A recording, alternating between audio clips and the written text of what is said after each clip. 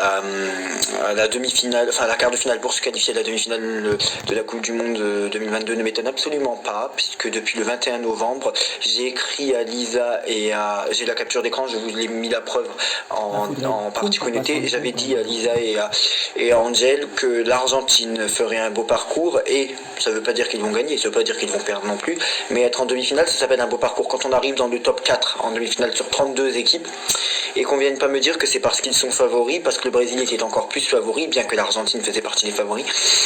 Et puis bah du coup non, le Brésil s'est fait éliminer. Donc en fait j'avais pensé beaucoup à l'Argentine qui était ma sélection favorite avec la Suisse, c'est vrai, qui a été éliminée en huitième de finale.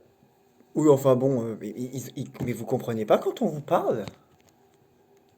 Je viens de vous dire que c'est ma sélection favorite et il se retrouve en finale. Ok, mais a fait un beau parcours jusqu'à la huitième de finale et qui malgré tout, et d'ailleurs contre les avis qui sont tout autour de moi, a réussi à se qualifier pour les huitièmes de finale, contrairement aux gens autour de moi qui pensaient que la Suisse n'irait même pas jusqu'au huitième de finale.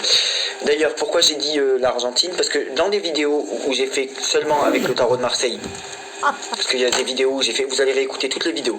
Dans les vidéos où j'ai fait seulement avec le tarot de Marseille et ensuite dans les vidéos où j'ai fait seulement avec l'oracle G,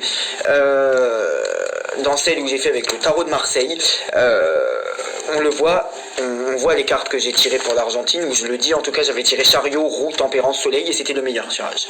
Le meilleur. La position de la roue en contre, je voulais beaucoup regarder la roue, la carte à droite, et la roue à droite, c'est une des meilleures pour celle qui est à droite. C'est pas si problématique que ça. Moi je le vois pas comme une roue qui tourne pas. Qu'importe. Donc j'ai mon ami Sylvain, pour ceux qui le connaissent, qui m'a tellement mis dans la tête qu'un pays latin allait gagner, que la France allait perdre, que j'ai voulu arrêter pendant un moment de parler de la Coupe du Monde. J'ai attendu que certains matchs se passent, parce qu'il m'en a tellement parlé, je voulais pas que ma vision soit froissée. Comme la présidentielle, j'ai trop critiqué les gens qui se sont trompés et qui ont prédit ce qu'ils voulaient voir et pas ce qui est arrivé. Je voulais pas faire pareil pour ça. Donc la qualification de l'Argentine ne m'étonne absolument pas, l'élimination du Brésil ne m'étonne absolument pas, la qualification de la Croatie, je l'avoue, m'étonne.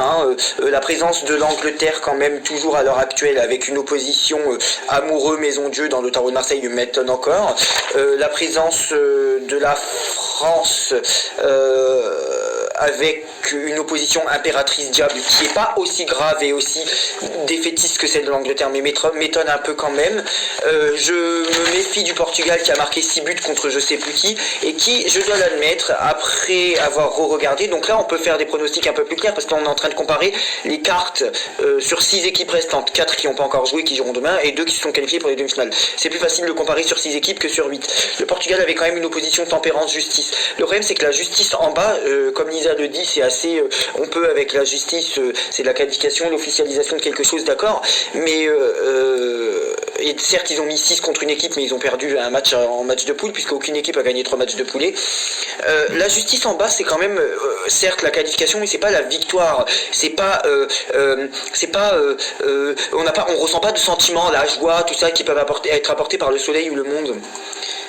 Et c'est aussi des obligations de quelque chose de sévère et se conformer à la réalité. C'est pour ça que pour le moment, une victoire du Portugal, qui d'ailleurs avait l'amoureux en première place, j'ai du mal à dire. Vous voyez, pour le moment, moi je reste sur un favori Argentine, en disant que le Maroc, j'y crois pas avec une opposition ermite mort. Le Portugal, j'ai un tout petit peu du mal à y croire avec la justice, mais il y a quand même la tempérance en haut.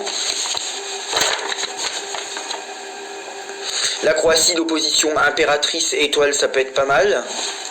Ça va, mais il y a quand même le diable et la lune qui me tiquent un peu. La France, impératrice diable, c'est compliqué. Je sais même pas où j'ai écrit l'Angleterre sur tout ça. L'Angleterre, le tirage me plaît pas.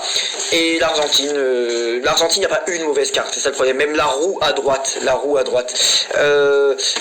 voilà, donc ce que je vais faire, quand demain on aura les 2 équipes qualifiées, je ferai un tirage du Viking demain ou après-demain avec le Viking, parce que je ne l'ai pas encore fait sur la Coupe du Monde, pour donner un pronostic quasiment final quand il ne restera que 4 équipes. Pour le moment, je pense un peu sur l'Argentine, peut-être pas pour la victoire, puisqu'il y a des équipes qui ont été éliminées et qui pourtant avaient l'étoile dans leur jeu, puisqu'elles ont fait un beau parcours. On peut avoir une équipe qui a des belles cartes.